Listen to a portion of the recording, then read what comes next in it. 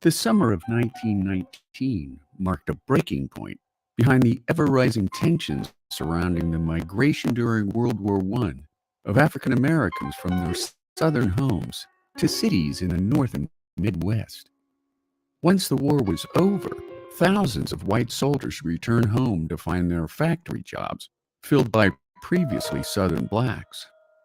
Combined with an economic slump in post-war America, tensions snapped between whites and blacks over increased competition in both the jobs and housing markets, causing an outbreak of largely white-on-black rioting to break out simultaneously in many American cities.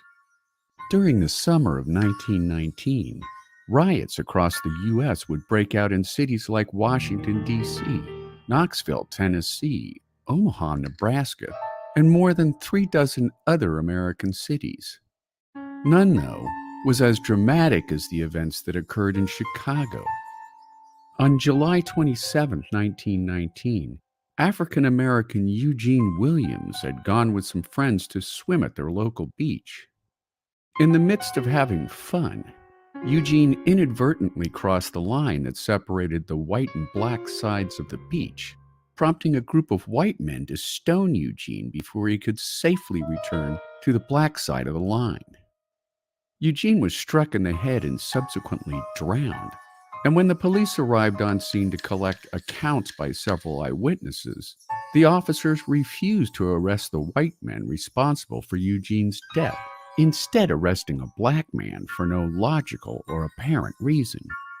Before the day was over, white and black mobs had mobilized throughout the city, rioting for the next 5 days until local and federal authorities called in 6,000 National Guardsmen and infantry in an effort to restore order.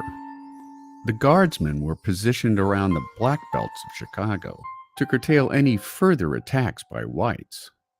By the time the violence had ended, 38 people were dead, most of them African American, along with 537 injuries. Many African Americans fled back to their southern homes during the violence, while 1,000 mostly African American citizens would be left homeless due to arson attacks. While racial fighting during the Red Summer was contained mainly to northern and midwestern cities, the highest number of fatalities occurred in the rural areas surrounding Elaine, Arkansas, where an estimated 240 African Americans and 5 whites lost their lives to uncontrolled rioting and hate.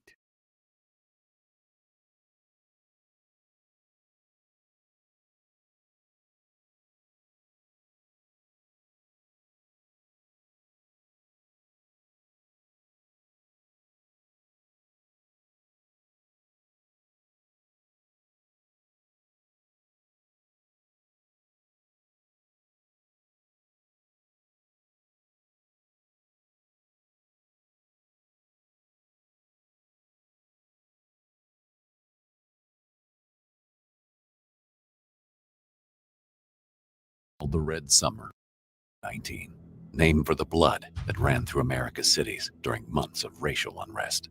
African American soldiers had returned home from the Great War, World War I, to a country still teeming with discrimination. And in their quest for civil rights, tensions between blacks and whites reached a tipping point. Deadly race riots broke out in over 24 cities, but one rural town, Elaine, Arkansas, would become the epicenter for the bloodshed.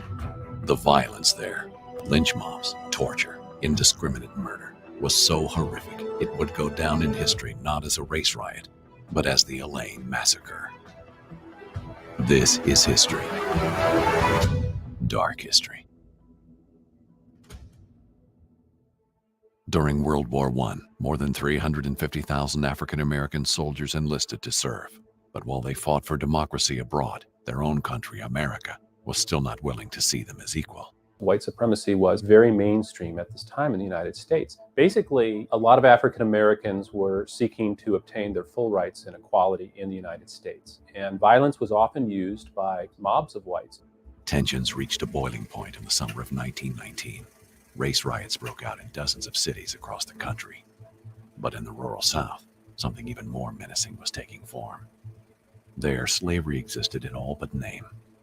in a system called sharecropping.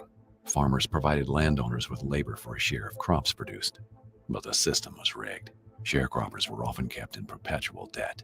One black sharecropper raised $500 worth of cotton, and his landlord told him, "Yeah, but you used $697 worth of supplies, so you owe me money." Everyone who has any power at this point is working to make sure they keep African American laborers tied to the land. For roughly 50 years, the system went unchecked. In the fall of 1918, a black man from Arkansas had had enough. Robert Hill had decided to form a union to represent sharecroppers. It was a dangerous decision, and one that would set off a chain of events involving mass murder, torture, and a landmark Supreme Court ruling. But first, he would need to organize. In his message, Hill was pretty simple and direct. Why is it that we cannot have fair payment for the honest and hard work we do? Despite the inherent risk involved with challenging whites, World War I veterans and other black sharecroppers became card-carrying members of the Progressive Farmers and Household Union of America.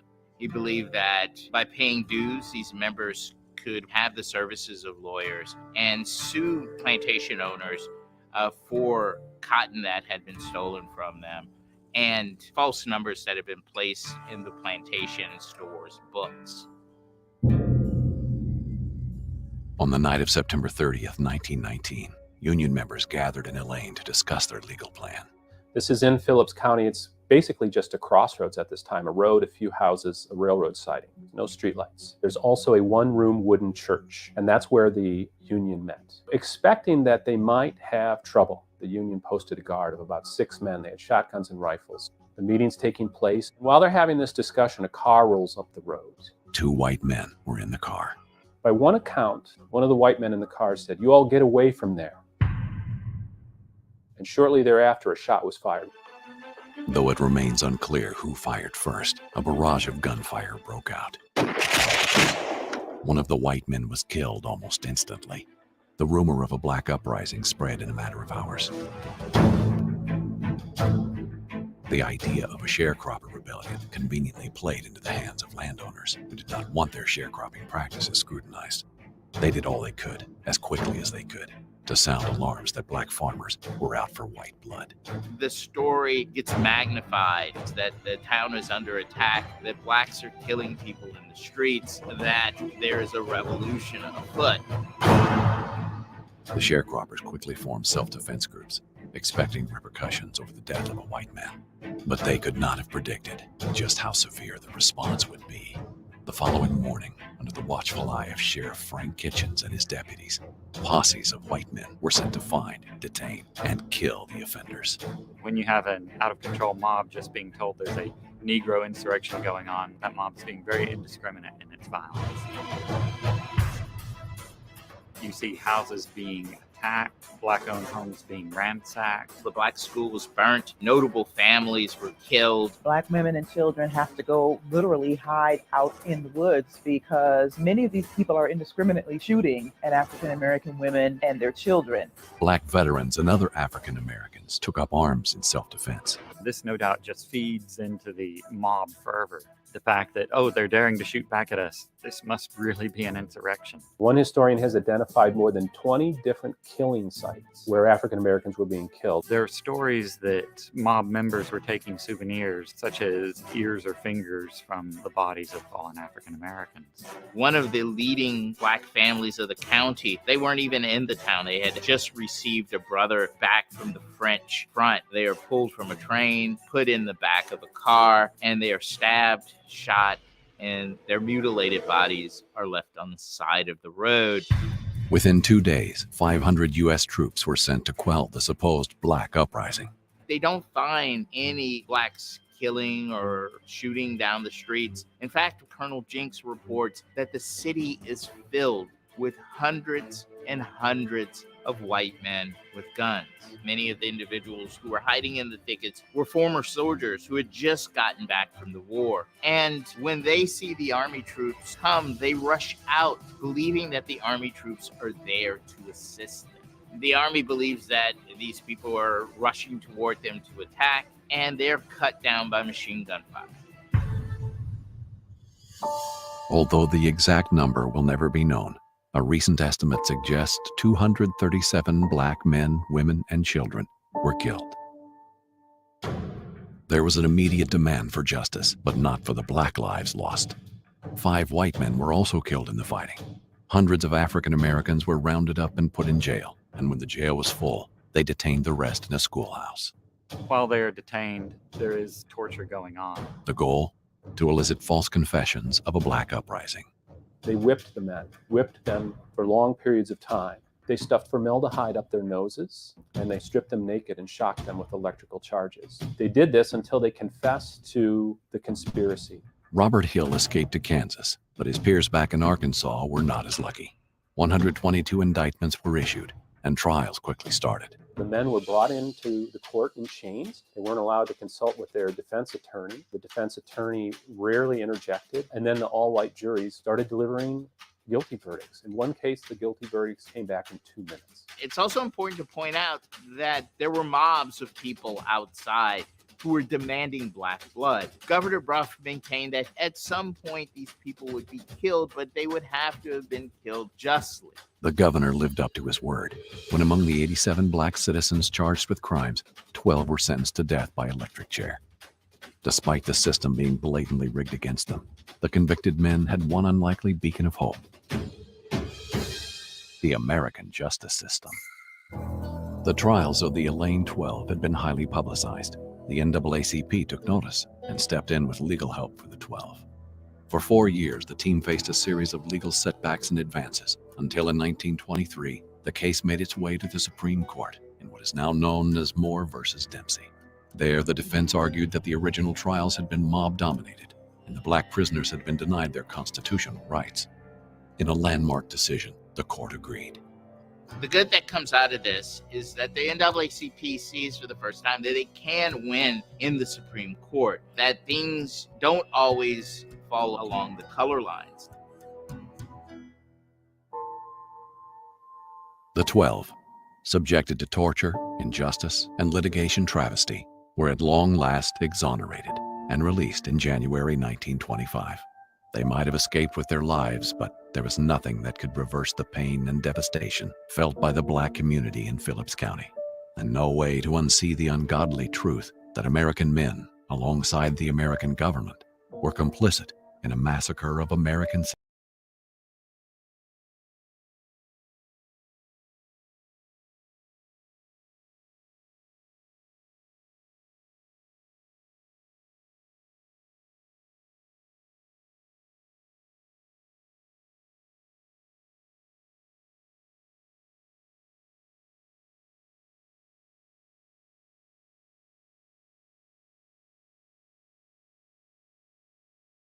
History. It's no secret that America's history regarding the treatment of Black Americans is filled with violence. And when we tell the story of Black history, one has to strike a balance. We have to be honest about the extent to which interpersonal and state-sponsored violence has shaped so much of the Black experience in this country, without falling into the trap of suggesting that Black American life is singularly defined by that violence. And it can be hard. A lot of the episodes that we've done have been talking about the horrific things that Black people have been subjected to. And that can be exhausting. For me, for you, for all of us.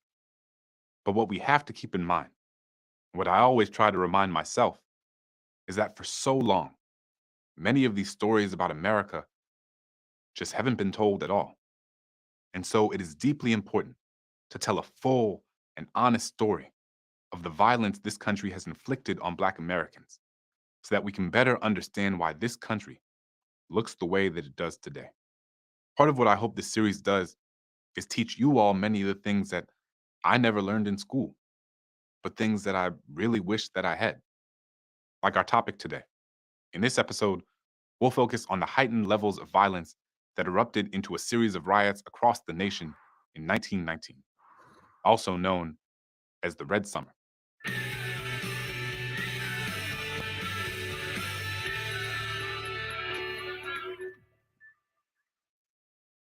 I want to reiterate that there will be mentions of physical violence in this episode. The U.S. entry into World War I created two avenues of opportunities for Black Americans that hadn't been there before. Many working-age white men were drafted as part of the war effort, which meant that there were many job vacancies that Black Americans could now take advantage of. The abundance of employment and housing opportunities became an additional source of motivation for Black folks looking to escape the violence and economic despair of the South. The war also allowed many Black men to fight on behalf of their country.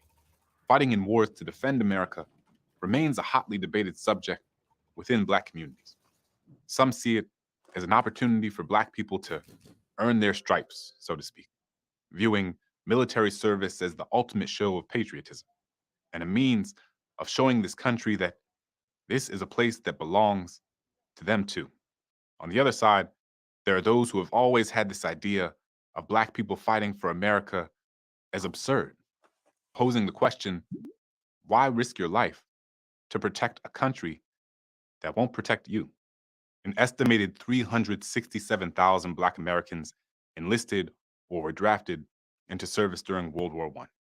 But unfortunately, upon their return, that idea of obtaining respect in exchange for their military service didn't quite pan out the way that they'd hoped.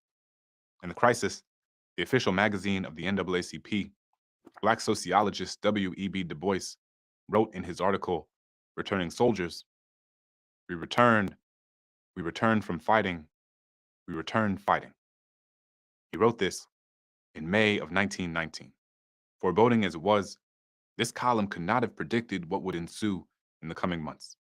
From late May to December of 1919, approximately 25 race riots took place on American soil. Black people's participation in World War I and their sudden increased presence in northern cities were beginning to cause a lot of white people to panic. Many white soldiers returned home and were worried about the prospect of financial insecurity. They came back to find out that Black people had filled many of the jobs at their previous workplaces and had no intention of going anywhere anytime soon. By the end of 1919, approximately 1 million Black Americans had fled the South for northern cities. Between 1910 and 1920, the Black population in Chicago grew by 148%, and in Philadelphia by 500%. Things were changing, and not in a way that everyone liked. Many white people were beginning to panic, and a campaign of terror emerged from this panic, becoming an extension of the lynching epidemic in the South. But whether the violence was taking place in the North or in the South, the goal was always the same: to maintain white supremacy and white economic power. In many of these bouts of chaos that were emerging, many Black veterans were specifically targeted by white mobs and police officers alike. They were seen by many white people as a threat to Jim Crow and the racial order of the day. Black soldiers had returned from the war with the sense that they deserved more from this country that they had just risked their lives for. In Texas, a federal agent reported, quote, one of the principal elements causing concern is the returned Negro soldier, who is not readily fitting back into his prior status of pre-war times. In July of 1919, in Washington, D.C., a white woman reported being accosted by a young Black man. A suspect was quickly arrested, but he was soon released from custody. After his release, the press started fanning the flames of the incident. Mobs began to assemble, and a riot ensued. More than 150 residents were either murdered or injured. The poet, activist, and NAACP Field Secretary James Weldon Johnson, who coined the term Red Summer in the NAACP Crisis magazine, wrote, I knew it to be true, but it was almost an impossibility for me to realize as a truth that men and women of my race were being mobbed, chased, dragged from streetcars, beaten, and killed within the shadow of the dome of the Capitol, at the very front door of the White House. After refusing to send in troops before, on the fifth day of unrest, President Woodrow Wilson finally stepped in and sent nearly 2,000 soldiers into the city to end the violence. But not even a week later, on July 27th, the nation's attention turned to Chicago. Unlike the preceding riot, the trigger to this melee was no rumor. There were several eyewitnesses to this truly tragic event. Picture this. On a beach at Lake Michigan, 17-year-old Eugene Williams took a ride on a homemade raft and drifted into the whites-only section of the beach by accident. A white man began throwing stones at him, hit him in the head, sent him into the water, and he drowned. This caused an uproar. A few hours after Eugene's body was finally brought to the shore, a crowd of nearly 1,000 outraged witnesses assembled on the beach waiting for him. Black bystanders demanded that the man who threw the stones be arrested.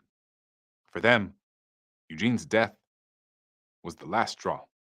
In his book, Occupied Territory, Policing Black Chicago from Red Summer to Black Power, historian Simon Balto explained that this was right in the middle of a 4-year reign of terror where white supremacists bombed 58 homes to keep Black people from pioneering. Pioneering is a term that describes Black American families in the early 20th century who moved into all-white neighborhoods. That day, at Lake Michigan, the police made no arrests. They took no action. And that's when the fighting began and exploded beyond the beachfront and into the city. White men rode into Chicago and shot up Black homes and Black businesses. White mobs formed and began beating Black people on the street and setting fire to Black homes. When local authorities failed to come to the aid of Black people, Black veterans stepped in, forming their own militias. One group even broke into a local armory to get weapons so that communities could adequately defend themselves as the violence raged on. Only heavy rain and the intervention of the Illinois National Guard were able to bring the week-long assault to a stop. By the end, 38 people had been killed, 23 of whom were Black. Nearly 1,000 Black homes had been burned down, and 500 people, again, mostly Black, suffered severe injuries. NAACP investigator Walter White stated later, "The Chicago riot taught me that there could be as much peril in a northern city when the mob is loose as in a southern town." Black self-defense units emerged out of necessity across the United States as riots surfaced. Multiple other major cities would report race riots in 1919 as well. Among these were Omaha, Nebraska, Elaine, Arkansas, and Charleston, South Carolina. During each of these, a disproportionate number of Black people were killed and injured. Some newspapers suggested that the uprisings and Black resistance to white violence was being caused by Soviet and socialist propaganda. But it didn't take propaganda for Black people to see what was happening all around them. A total of 3,436 people were lynched in the United States between 1889 and 1922. 3,038 of them were Black. An October editorial in the New York Times proclaimed, "Persistence of unpunished lynchings of Negroes fosters lawlessness among white men imbued with the mob spirit and creates a spirit of bitterness among Negroes. In such a state of public mind, a trivial incident can precipitate a riot." In 1918, Representative L.C. Dyer of Missouri introduced the Dyer Anti-Lynching Bill, the first of 200 anti-lynching bills to be introduced in the United States throughout the course of its history. But it is important to note that since 1918, no anti-lynching legislation has ever been passed. And as of this filming, in 2021, still nothing. In 1939, jazz singer Billie Holiday performed what would become an iconic song written by Abel Meeropol that captured the terror of Black lynchings. Southern trees bear a strange fruit, blood on the leaves and blood at the root.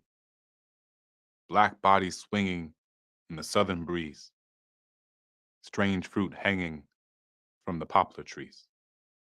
The Red Summer of 1919 shows us how much white Americans across the country pushed back against the prospect of Black people beginning to intrude on their spaces and demand rights that white people thought only belonged to them. In addition to the implementation of Jim Crow laws that became codified and formalized over time, white mob violence sent the message to Black people that they needed to stay in their place. But Black people didn't just stay in their place. Despite the violence they faced from what must have seemed like every direction, Black folks kept working, kept advocating, and kept pushing to live in the sort of world they knew that they deserved to live in.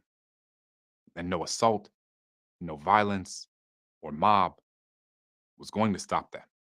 As James Weldon Johnson once wrote, "I will not allow one prejudiced person, or 1 million, or 100 million to blight my life. I will not let prejudice or any of its attendant humiliations and injustices bear me down to spiritual defeat. My inner life is mine, and I shall defend and maintain its integrity against all the powers of hell." Thanks for watching.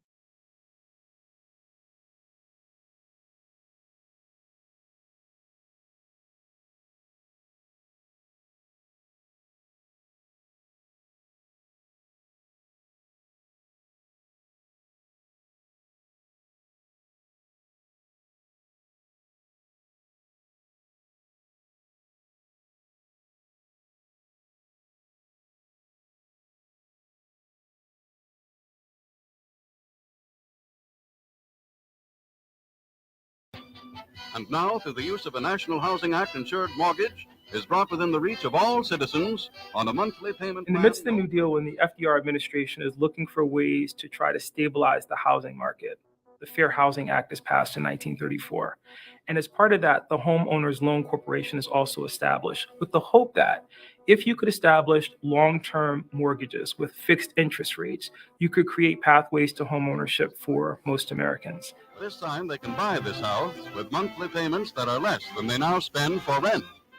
When the FHA starts underwriting mortgages in the 1930s, this really is a game changer in a lot of ways. It takes a lot of risk off the banks, it places it onto the federal government, and now working class, middle class families, they're able to purchase a home. Unfortunately, as part of that, what the HOLC does is it establishes designations for neighborhoods based on the occupants of those neighborhoods.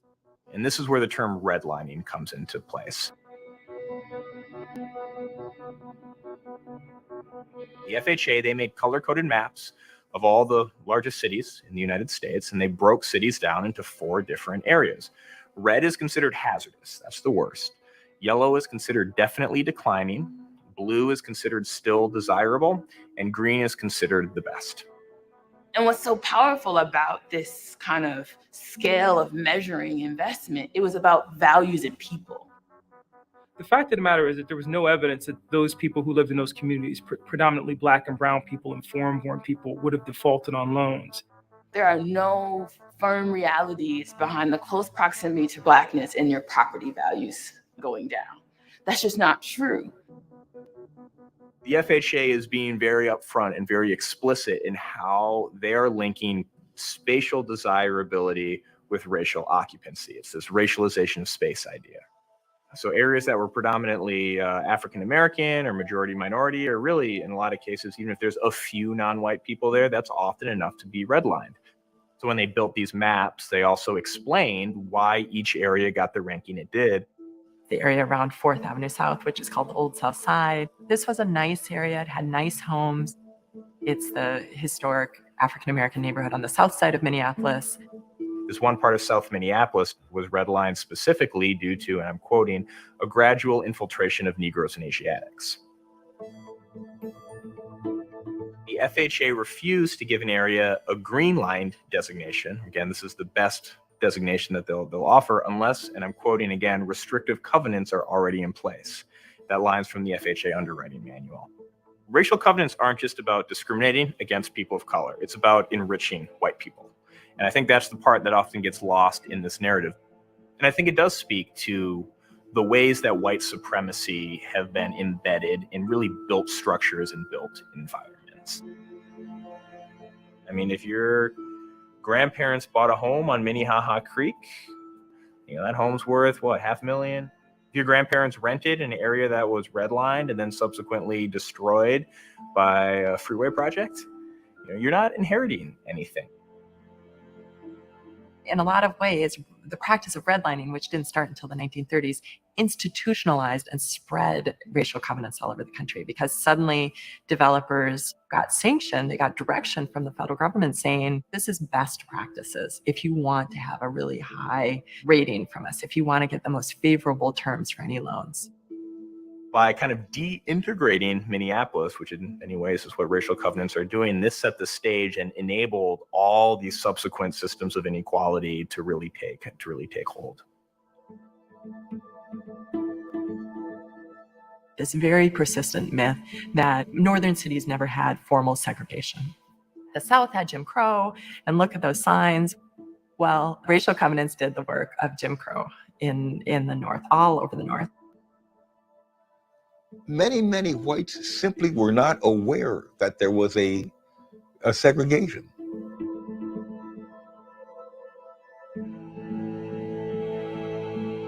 So many people in Minneapolis would be outraged what they thought that their friend was being discriminated against. They knew something was happening, but it wasn't happening to your friend. That was what kind of this mixed kind of a situation that we had in Minneapolis. I mean, if you could imagine these people, their parents sent me cookies and, cakes all during the war. And I was welcome in their house. There was no question about it. And then there's other people who were just absolutely Klansmen. That was what Minneapolis was all about. But that was my generation in Minneapolis. We were hemmed in that ghetto, and that was our life. That was our world. The 1935 land use planning map used to define which place would get mortgages versus others circled these areas, called them slums, places where the quote-unquote Negroes lived. These are places to avoid, right? So they're going to give you substandard housing, and they're going to contain you. Access to affordable housing was a challenge. When you think about the reasons behind the creation of public housing, we had a lot of folks forced to the low-wage sector, right? And you're thinking about what jobs or opportunities that low-income folks of color even had access to at this time. I would argue that with the creation of public housing in 1938, with the Sumner Field homes, became this really interesting iteration of the redesign of space. You have 400 units of public housing, which were segregated at the time, created. In 1953, the City Council of Minneapolis refused to scatter another 1,000 units of public housing outside of the Sumner Field homes area. And where did these pressures come from? You had both internal conservative politicians and outlying suburban communities coming in saying, not in my neighborhood. And the city council crumbled under the pressure and then took what was 400 units of public housing to over 1,000 units in less than a decade. They have strategically manufactured urban poverty.